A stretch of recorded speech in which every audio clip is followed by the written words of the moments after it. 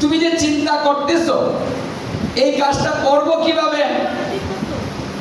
আচ্ছা, আমি নারদ আজকে যে পর্যায়ে আছি, আমি কি সেই পর্যায়ে আগে ছিলাম? আমি তো সেই পর্যায়ে ছিলাম না।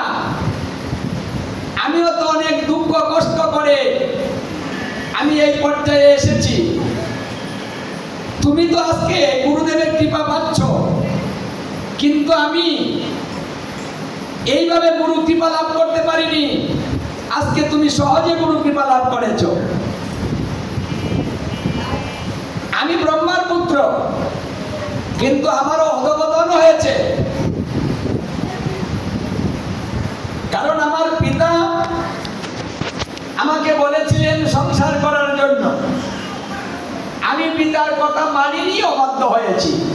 আমি বললাম, না পিতা, আমি সংসার করব না, আমি তপস্যা করব। তখন আমার পিতা ব্রহ্মা ক্রোধান্বিত হলেন। কুলাঙ্গার পুত্র, কি শব্দটা উচ্চারণ করলেন? কুলাঙ্গার পুত্র। কুলাঙ্গার পুত্র কাহাকে বলে জানেন? যে পুত্র কথা মানে না, অবাধ্য সন্তান। এই অবাধ্যকে বলা হয় কুলাঙ্গার। তুই পিতার অবাধ্য সন্তান, তাই তোর ব্রহ্মলোকে থাকার কোনো অধিকার নেই। আমি তোকে অভিশাপ দিলাম, তুই দেবলোকে জন্মগ্রহণ কর, ব্রহ্মলোক থেকে তোর অধঃপতন হোক।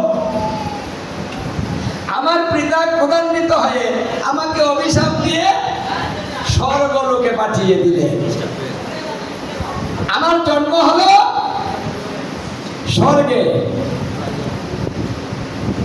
আমি হলাম একজন দেবতা, আমার নাম হলো উপবর্হণ নামক গন্ধর্ব। দেখো, আমি স্বর্গেও থাকতে পারিনি, ব্রহ্মলোক থেকে স্বর্গলোকে এসেছি, সেখানেও আমার অধঃপতন। দেবরাজ ইন্দ্রের সভায় প্রতিদিন নৃত্য হয়, সেই নৃত্যে আমিও যাই। ওদের নৃত্য দেখে আমার মনে ইচ্ছে হলো যে আমিও যদি এইভাবে নৃত্য করি কেমন হবে। নৃত্য করতে ইচ্ছা হচ্ছে, মেয়ে সেজে। ওখানে অস্পরীরা নৃত্য করে। হ্যাঁ, এখন সে কি করেছে, পুরুষ সেজে তো নৃত্য করা যাবে না। আমার দুর্বুদ্ধি মাথার মধ্যে আসলো। আমি বললাম, ঠিক আছে, তাহলে আমি নিজে মেয়ে সাজবো। মেয়ে সেজে ওদের সঙ্গে মিশে নৃত্য করে। এই দুর্বুদ্ধি মাথার মধ্যে যখন এসেছে, তখন আমি একটা মেয়ে সেজেছি।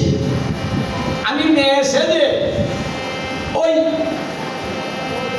রাজ সভায় চলে গেলাম, ইন্দ্রের সভায়। সেখানে সবার সঙ্গে মিশে আমিও নৃত্য করতে শুরু করলাম। এক পর্যায়ে নৃত্যের তালে তালে তালে তালে আমার চুলগুলা এলোমেলো হয়ে পড়ে গেল। কারণ আমার চুলগুলা তো আর সঠিক না, বেঠিক চুল। নৃত্য করলে ওই 2 নাম্বার জিনিস কত সবাই টিকে গো। 2 নাম্বার যতই হন, 2 নাম্বার কোনোদিন লাস্টিং করে না। ওটা এক সময় প্রমাণ হয়ে যাবে যে ওটা 2 নাম্বার না গো। আমার চুলটা যখন এলোমেলো হয়ে পড়ে গেল, আমি ইন্দ্রের সবাই ধরা খেলাম। আমি ছলনা করেছি, নারী সেজেছি। দেবরাজ ইন্দ্র ক্রোধান্বিত হলো, তুই একজন গন্ধর্ব, আর তুই মেয়েদের সাথে মিশে নিজে মেয়ে সেজে আবার তুই এখানে নৃত্য করছিস।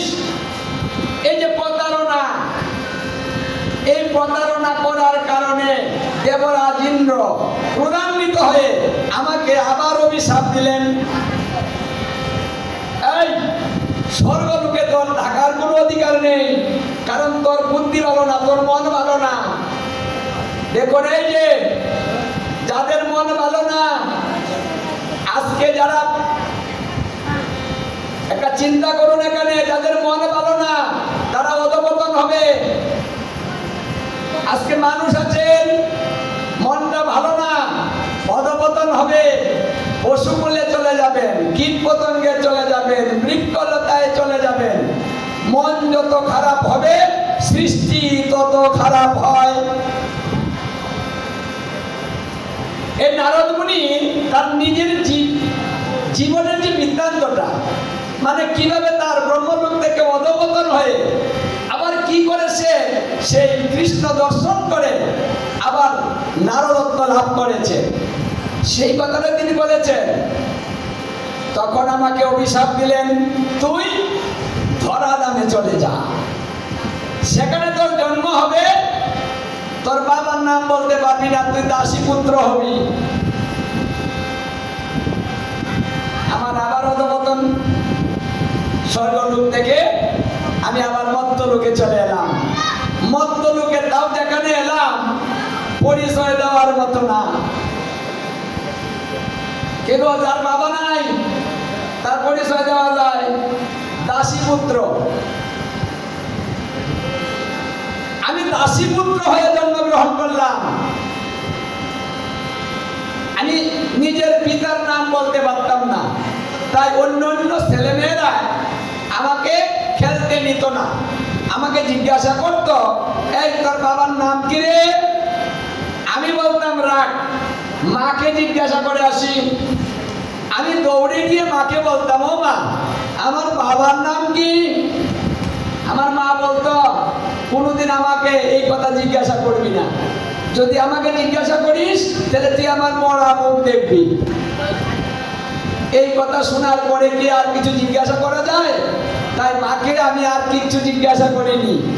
সেই কারণে আমাকে কোনো ছেলেমেয়েরা মিশায়নি, খেলতে দেয়নি, কই ওর সঙ্গে মিশবো না। আমাদের সমাজটা কেমন ছিল? মানে বাবার পরিচয় নাই, ওর সঙ্গে মিশা যাবে না। সমাজ থেকে বিতাড়িত করে দিল, বলছে না না, তোকে খেলতে নিব না। আমি কি করতাম জানো? ঘরে একা একা বসে থাকতাম। আমার মা এক ব্রাহ্মণের বাড়িতে কাজ করে, প্রতিদিন মা কাজ করে আসার সময় আমার জন্য কিছু নিয়ে আসে, ওইগুলো আমি খেয়ে কোনো মতে দিন কাটাতে থাকলাম। একদিন চারজন ব্রাহ্মণ, এই চারজন ব্রাহ্মণ এসে আমাকে জিজ্ঞাসা করছে, এই বলো এখানে ব্রাহ্মণের বাড়ি কোনটা রে?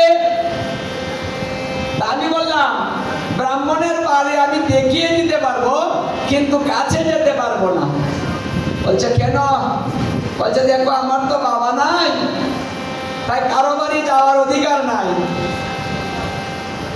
কারো বাড়িতে যাব আমার সাজা হবে, তাই কারো বাড়িতে প্রবেশ করতে পারি না।